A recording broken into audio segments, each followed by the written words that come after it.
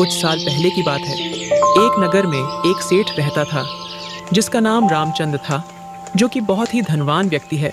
रामचंद के पास अपार धन दौलत थी, जितनी कि किसी राजा महाराजा की होती है। सेठ के पास रहने के लिए एक बड़ा सा आलीशान महल था, जिसमें उसके सेवा के लिए कई नौकर चाकर थे। इतना होने के बाद भी सेठ हमेशा दुखी रहता था, जिसका कारण यह था कि उसका कोई संतान नहीं थे। शादी के कई वर्ष बीत जाने के बाद भी उसके घर में किसी बच्चे का जन्म नहीं हुआ था।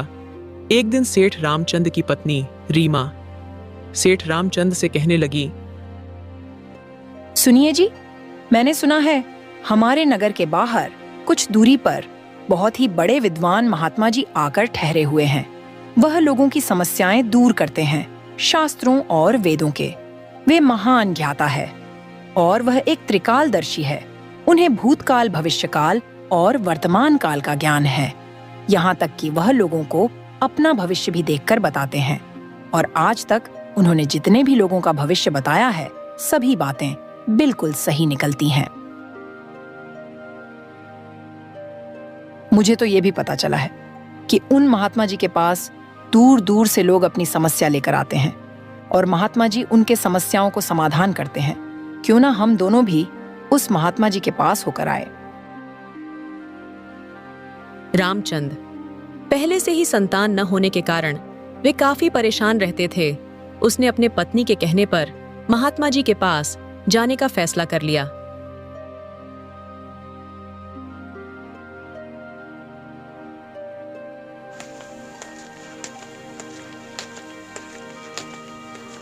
महात्मा जी के आश्रम पहुंचकर सेठ और उसकी पत्नी रीमा दोनों काफी परेशान थे। उन्हें परेशानी में देखकर महात्मा जी ने उनके दुखों का कारण पूछा और कहने लगे, तुम दोनों दुखी मत हो, मैं अवश्य ही तुम्हारी परेशानी को दूर कर दूंगा। गुरुदेव, हमारी कोई संतान नहीं है। यह चिंता अंदर ही अंदर हम दोनों को खाए जा रही है। आखिर मैंने जो धन दौलत, सुख शांति जमा की है, उनका वारिस कौन बनेगा? क्या यह सब कुछ मेरे साथ ही खत्म हो जाएगा? गुरुदेव, मैंने आपका बहुत ही नाम सुना है, इसलिए मैं आपके पास आया हूं। और हमारा भाग्य देखकर बताइए कि हमारे जीवन में पुत्र का सुख है या नहीं। तुम बिल्कुल भी चिंता मत करो। इतना कहने के बाद महात्मा जी ने उन दोनों को 2 फल लाकर दिए।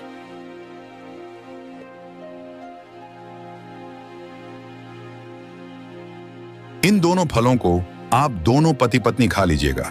इससे अवश्य ही तुम्हें संतान की प्राप्ति होगी और मेरा आशीर्वाद है कि अवश्य ही तुम्हें संतान की प्राप्ति हो जाएगी। इसके बाद रामचंद और उसकी पत्नी रीमा महात्मा जी को प्रणाम करके अपने घर वापस लौट आते हैं। समय बीतता गया। फिर 1 साल के बाद सेठ के यहाँ पर एक बेटे का जन्म हुआ।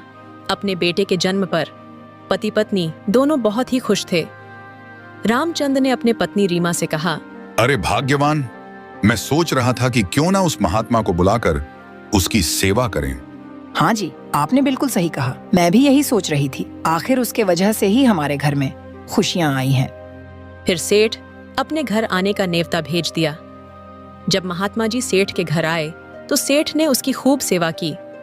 सेठ ने अपने बेटे का नामकरण उन्हीं महात्मा जी से करवाया। उस बालक का नाम संतोष रखा गया। तब सेठ ने कहा, गुरुदेव, आप हमारे बच्चे का भविष्य देखकर बताइए कि मेरा बेटा जीवन में क्या करेगा। अभी इसे थोड़ा बड़ा होने दो। जब इसकी आयु 5 वर्ष की हो जाएगी, तब इसे मेरे पास लेकर आना। उसी समय मैं इसका भाग्य बताऊंगा। शाम होने के बाद महात्मा जी वहां से चले जाते हैं। इसी तरह धीरे धीरे समय बीतता गया। सेठ रामचंद का बेटा संतोष अब 5 वर्ष का हो चुका था। और फिर एक दिन सेठ जी अपने बेटे को लेकर उस महात्मा जी के आश्रम में पहुंचा। तब सेठ ने देखा कि वहां पर लोगों की भीड़ लगी हुई थी। यह देखकर सेठ का बेटा कहने लगा, पिताजी, यहाँ पर यह सब क्या हो रहा है? यह लोग कौन हैं और साधु बाबा के पास क्या कर रहे हैं? बेटा, यह महात्मा जी त्रिकालदर्शी हैं। इन्हें भविष्य का घटनाओं का पता चल जाता है और यहाँ पर सभी लोग अपना भविष्य जानने के लिए आए हैं। सेठ का बेटा उस महात्मा जी के पास गया और कहने लगा, गुरुदेव, आप मेरा भी भविष्य देखिए।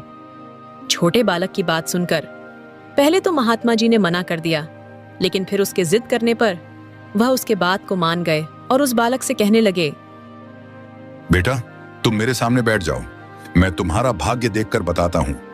इसके बाद महात्मा जी ने सेठ के बेटे का भविष्य देखने लगे। महात्मा जी ने अपना ग्रंथ खोला और संतोष के सिर पर हाथ रखकर भविष्य देखने लगा। महात्मा जी ने गणना किया तो उसे पता चला कि सेठ जी का बेटे की विवाह एक बहुत ही गरीब कुल की कन्या से होगा।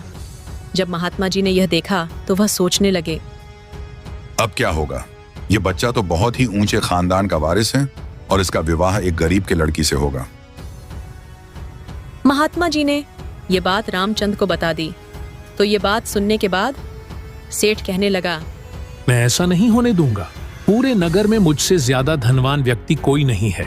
लोग मेरे सामने हाथ जोड़ते हैं। इतने ऊंचे खानदान का वारिस अगर गरीब कुल के लड़की से शादी करेगा तो मेरे इज्जत मिट्टी में मिल जाएगी। मैं ऐसा कभी नहीं होने दूंगा। फिर महात्मा जी ने गणना की तो उसे पता चला कि गंगा नदी के किनारे एक मछुआरे का परिवार रहता है और उसके परिवार में अब तक 3 बेटियों का जन्म हो चुका है।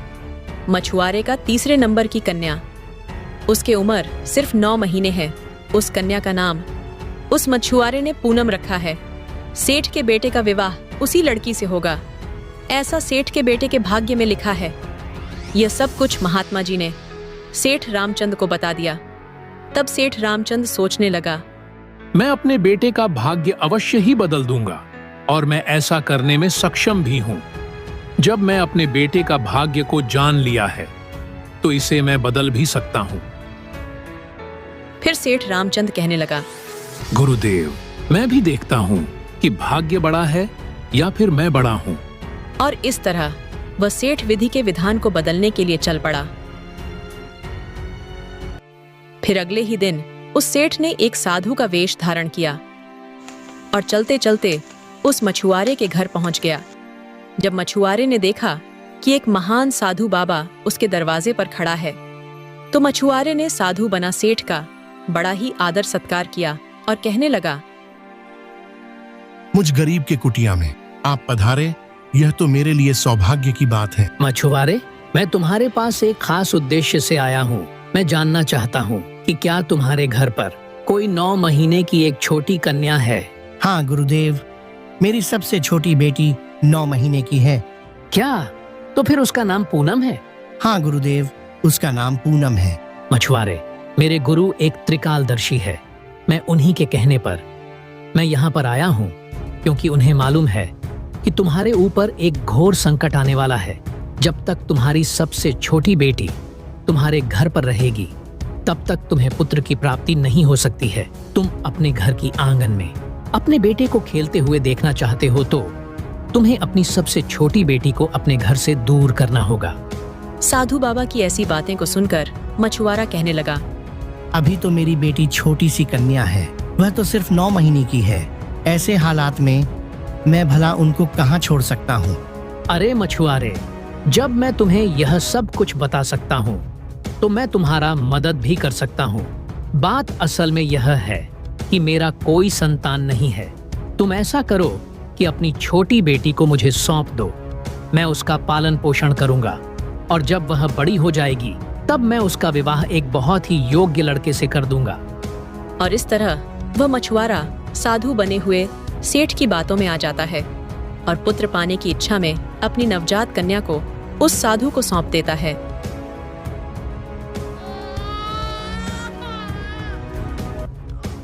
साधु बना हुआ सेठ मन ही मन में बहुत खुश था क्योंकि उसकी योजना अब सफल हो चुकी है। इसके बाद वह सेठ मछुआरे के घर से चला गया और चलते चलते वह सोचने लगा, अगर मैं इस कन्या को मार दिया तो मुझे बाल हत्या का पाप लगेगा। क्यों ना मैं ऐसा करूं कि इस नवजात कन्या को मैं एक छोटे से टोकरी में बंद करके गंगा नदी में बहा दूं। इस तरह से मुझे इससे छुटकारा मिल जाएगा और मुझे हत्या का पाप भी नहीं लगेगा। ये सोचकर वह सेठ तेज कदमों से वहां से चला गया और उसने एक छोटे से टोकरी में उस कन्या को रखा।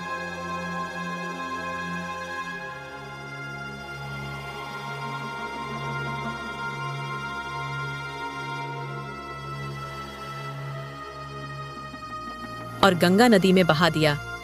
वह सेठ अब निश्चित हो चुका था कि उसके बेटे का विवाह एक गरीब कुल के कन्या से नहीं होगा। इस तरह से निश्चित होकर वह सेठ वापस अपने घर चला गया। और इधर किस्मत का कर्म ऐसा हुआ कि वह टोकरी जिसमें वह कन्या रखी हुई थी गंगा नदी में बहता जा रहा था। कुछ दूर पहुंचने पर वहीं गंगा नदी में एक पंडित स्नान कर रहा था। जब उसने देखा कि नदी में एक टोकरी तैरता हुआ उसकी तरफ आ रहा है तो वह सोचने लगा, आखिर इस टोकरी में क्या हो सकता है, मुझे देखना चाहिए। पंडित ने तुरंत उस टोकरी को पकड़ लिया और पंडित ने जब टोकरी के अंदर देखा तो उसकी आंखें भर आईं।